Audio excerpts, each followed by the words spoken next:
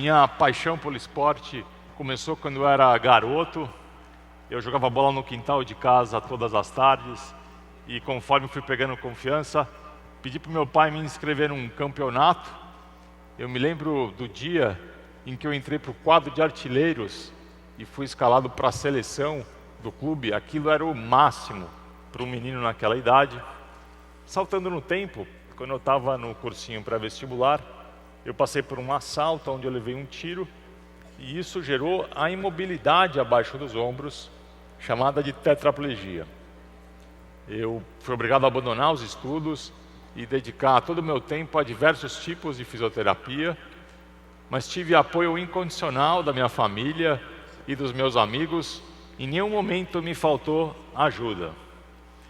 E conforme eu fui conhecendo o universo das clínicas de reabilitação, eu percebi que eu era uma exceção. A maioria das pessoas que passam por acidentes ou que nascem com deficiências enfrentam também miséria. Eu me lembro do sofrimento de uma família que não tinha como pagar o tratamento de um filho que tinha nascido com paralisia cerebral. E aquilo começou a me incomodar muito. O triste é que muita gente ainda passa por isso. E qual que é o tamanho desse público hoje no mundo? De acordo com a Organização Mundial de Saúde, 15% da população do planeta tem alguma deficiência. A gente está falando então de 1 bilhão de pessoas no mundo e de 30 milhões no Brasil. E quando a gente se debruça em estudos que tratam da desigualdade, a gente percebe que esse é o segmento que ainda enfrenta os mais graves níveis de desigualdade e discriminação. E o que a gente, como sociedade, pode fazer para romper com esse cenário? Outro dia eu estava conversando com um amigo e a gente comentava que talvez mais importante do que falar sobre má distribuição de renda no mundo é falar sobre má distribuição de educação no mundo. Ou seja, a gente não vai chegar muito longe enquanto toda pessoa não tiver a chance de estudar, ter acesso ao conhecimento, acesso ao mercado de trabalho e acesso à dignidade. E isso vale também para as pessoas com deficiência. Esse é o propósito que tem orientado a minha vida. Eu fundei um instituto que tem como missão colaborar para que cada criança e adolescente com deficiência tenha a chance de alcançar o seu melhor como ser humano, alcançar a autonomia através da educação. E foi por conta desse propósito que eu voltei a me aproximar do universo do esporte. Há alguns anos, o UNICEF me procurou para que a gente criasse juntos um projeto. Eles queriam aproveitar o momento da Copa e das Olimpíadas no Brasil para estimular as escolas a explorarem a educação física de uma maneira diferente. Não mais pautada pela competição, mas pautada pela inclusão. E com isso a gente criou um curso que tem sido frequentado por professores de todo o Brasil. Cada participante assume o compromisso de bolar aulas que viabilizem a participação e a diversão de todo estudante. No final do processo, a gente visita cada cidade para conhecer de perto as histórias. Já são centenas de transformações que merecem ser contadas.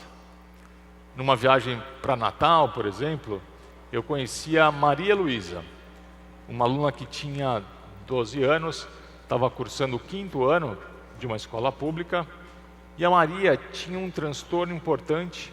Ela nunca tinha falado, mal interagia com as pessoas e nem aceitava a merenda da escola.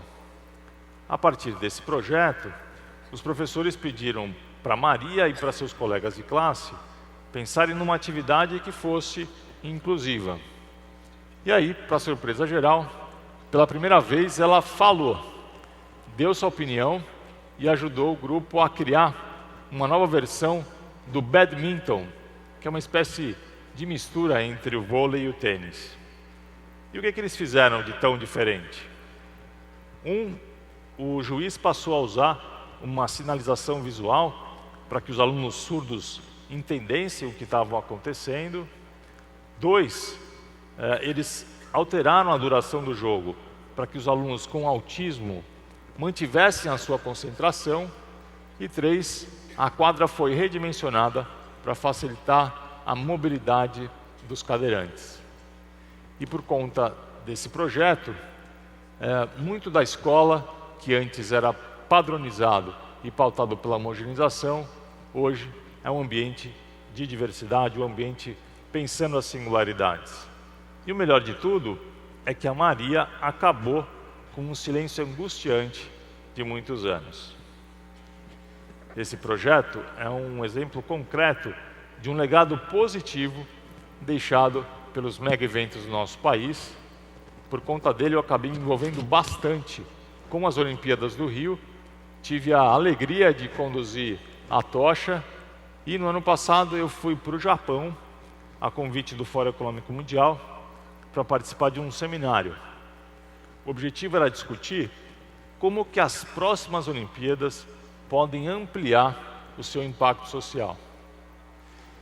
No final do debate, a mediadora perguntou: Rodrigo, o que você acha que Tóquio pode mudar nesse sentido em 2020?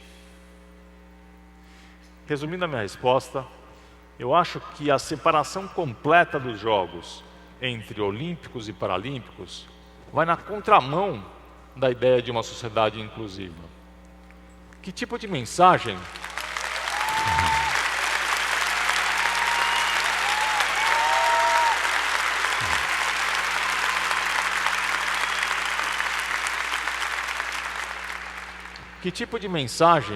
a gente manda para o mundo, segregando alguns atletas pelo fato deles terem ou não uma deficiência?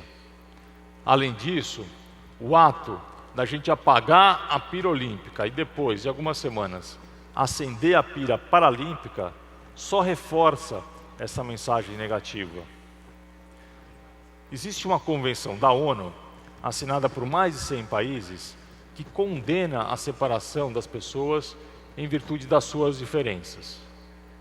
Pensando que as Olimpíadas são o maior evento do mundo e que suas cerimônias são vitrines para bilhões de pessoas, eu gostaria de fazer uma proposta para Tóquio. Mudanças na história pedem símbolos.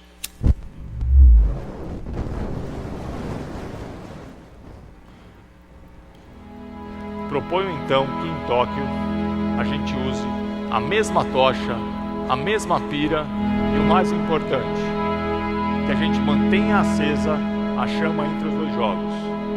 Só assim a chama olímpica vai avançar na magnitude do seu papel de representar a igualdade entre os seres humanos. Obrigado.